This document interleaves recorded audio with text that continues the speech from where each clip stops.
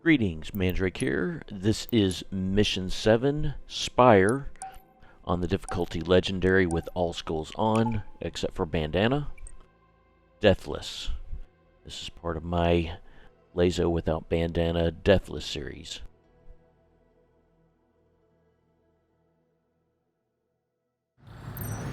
Since I've already completed all the secondary missions on Excavation Site, which included capturing Fob Delta, I can just fast travel to the Fob without any risky travel on foot.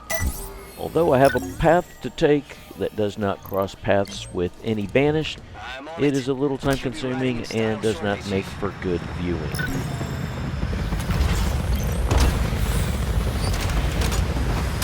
And here at the Fob, I can requisition whatever weapons I need to carry with me. So what weapons I carried coming out of Conservatory is really kind of irrelevant. And so I will requisition the weapons for the Marines. I'm going to give them 2 volatile skewers, 2 hydras, and I'll find a Marine that has a sniper, and he can have the sniper. I'll requisition a full sniper for myself and a full BR. And at some point I'll return to the base and I will equip myself with different weapons when I want to go up into the Spire. Master Chief, I'm ready. I'm equipping the Marines with long-range weapons so that the engagements will be long range and lower risk of getting killed. Most of the enemies are going to have, or at least most of the enemies are going to be the brutes, you know, with rocket launchers. There'll be a couple brute snipers. There's going to be a couple, just a few grunts and a couple jackal here or there. There's going to be an elite and a ghost. But with the weapon setup that I have, Are you serious right now? 5 of these guys in a Razorback, and the path I take and the way I do it is going to be, it may be considered slow, but it lowers the risk because it is deathless, it is LASO, there's no bandana. What's shaking, Spartan? And so it's the path is really, or at least the goal is to survive, still manage to get the kills and do so with low risk. I'm getting a sniper rifle because the riskier things in this mission is going to be the brute snipers. They'll just wreck the hog. They don't usually miss. They're usually pretty spot on, and they're spot on from distance. So I want to take them out before they even see me or get a chance to shoot.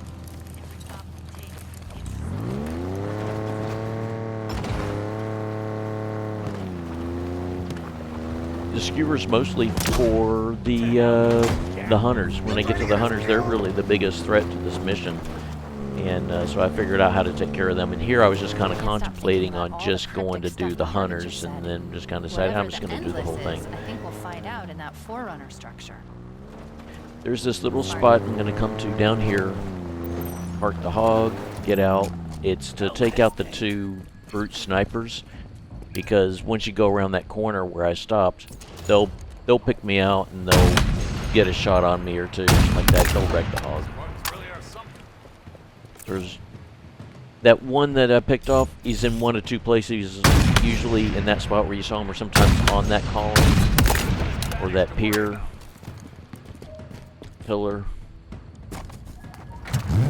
There's really kind of a couple different spots. Climb out of that thing, coward!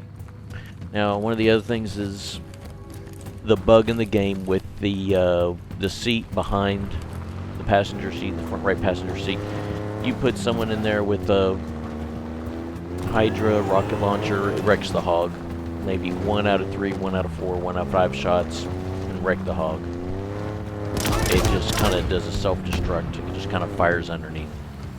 However, I don't think I experienced that and didn't want to have to deal with kicking them out of the seat, putting them back in. So, one of the things with this grouping of weapons I've given these guys, when it comes to grunts, they really get hesitant when it comes to grunts. I'll drive right up here and face this grunt, and it just seems to see, there's one of the shots. that just exploded under the hog. So yeah, the bug does occur in this. See, here's this grunt, and it seemed like it took a little bit for them to finally shoot at him. And there's still a couple more here before they decide to shoot. And I've seen them do worse. I've seen them, just all 5 of them, not bother to shoot the grunt. And I'm honking the horn. He's right in front of me. You can hear him. You can see him playing his day, and throws a nade on you and kills you. And it's just silly. So this run turned out well, whereas they were able to kill off and get the enemies as necessary. Now you'll find this spot I'm going to get in here. It's it's low risk, because the majority of the brutes are going to be off to the left here. So I pick off stuff on the right, so they're not going to bother me. And I got this little mound, this little hill here.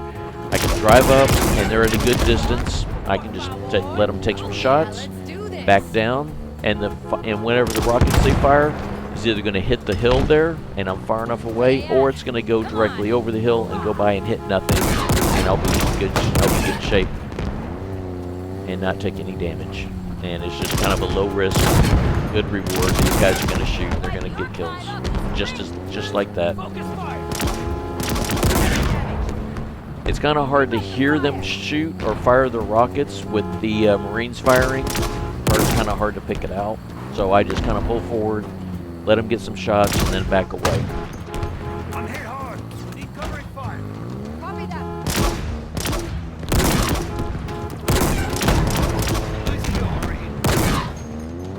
Check ammo. Ready up for more.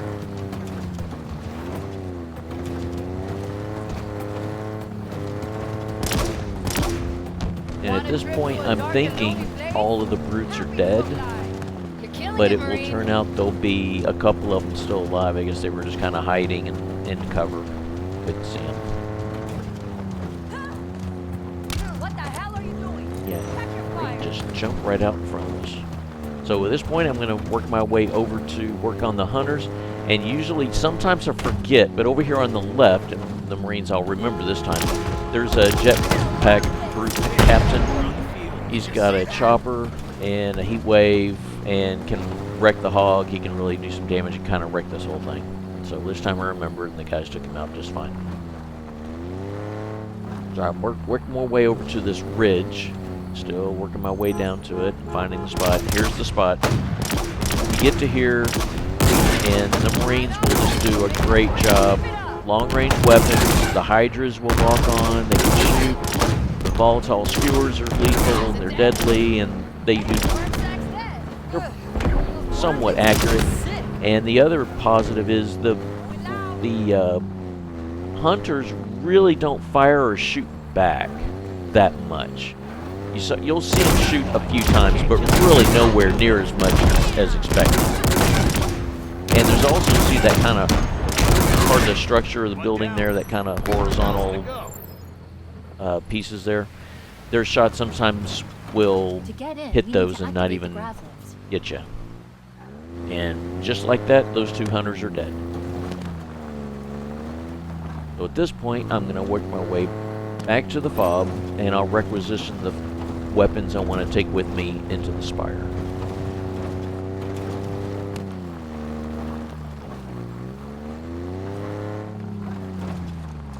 Getting out here.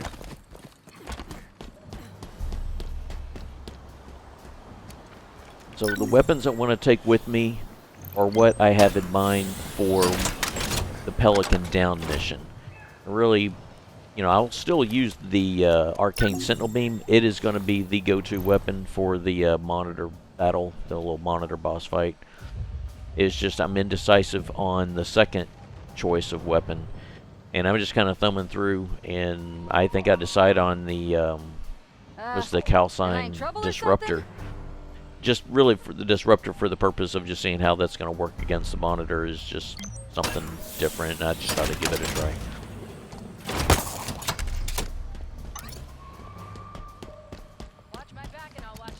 Well, actually, the Sentinel Beam really matters, like, because really I'm looking at going into Pelican Down at this point. Because I'll make it through the monitor fight really without any trouble. And so it's really, I want to equip myself with what I need for Pelican Down. And really, in the end, the Arcane Sentinel Beam will be pretty much for the last part of the fight. I won't even use it in Pelican Down. I'll give it to a Marine for the final fight against the two brute chieftains, the war chiefs, the brothers. Now, I'll carry it with me the whole mission, and just for that fight, and I'm going to give it to the Marines.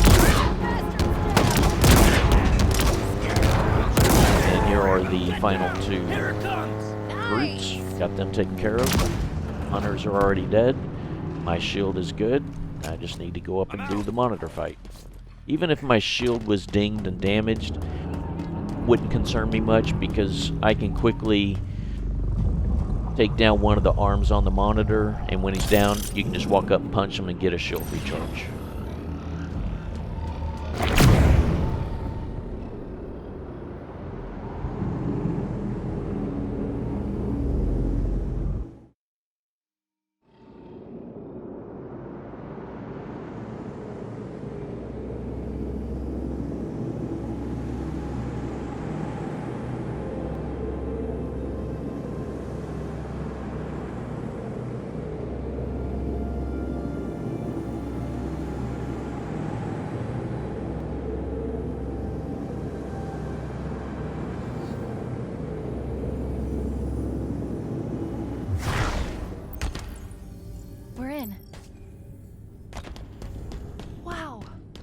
This place is exactly what you'd expect. There we go. Plug me in over there.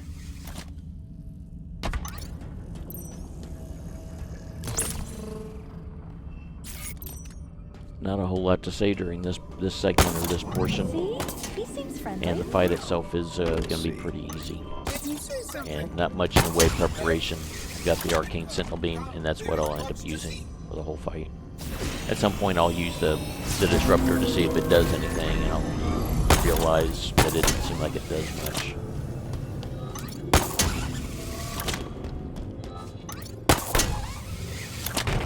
This situation is most unexpected and illuminating.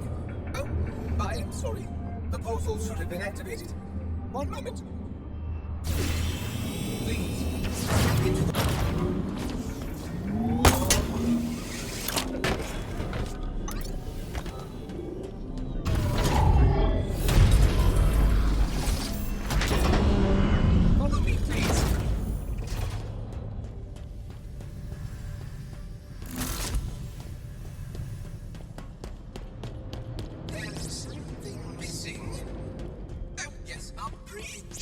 One moment. Let us proceed. It is very exciting. Soon the signals will be sent, and the Reformation can begin.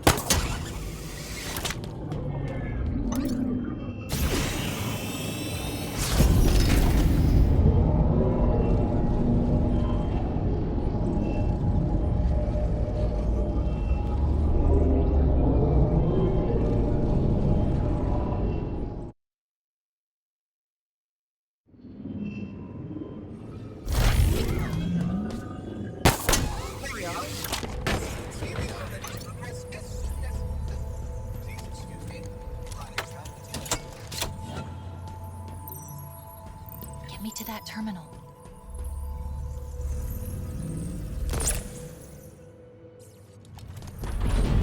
Okay, fight is on.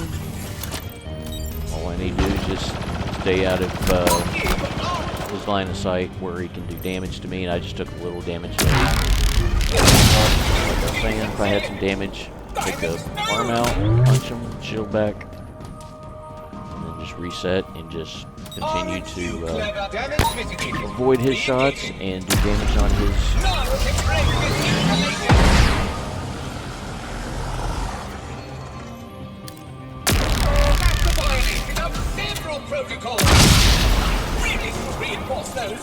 All the ammo dispensers are unlimited, so you can refill all you want. Adjusting models, accounting for new variables.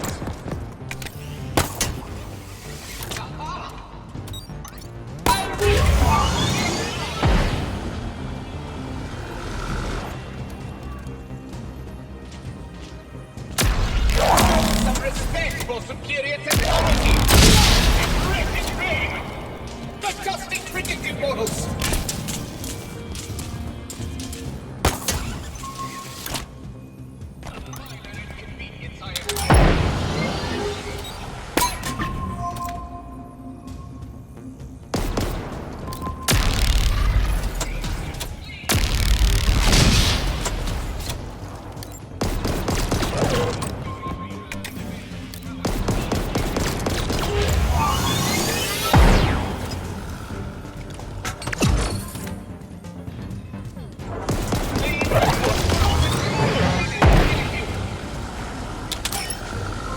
I'll find when I get to this corner here, you got this pillar.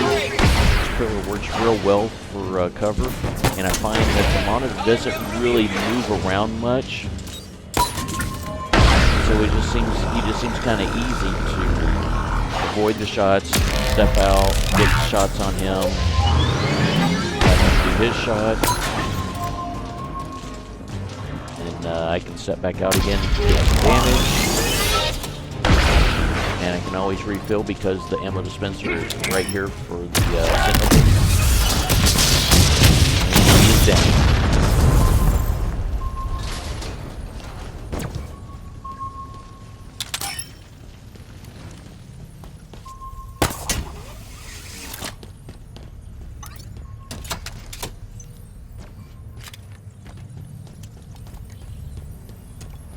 Winding this one down. Thank you for joining me for Mission 7 Spire on Legendary with all skills on except Bandana, Deathless. And please look to join me for Mission 8 Pelican Down.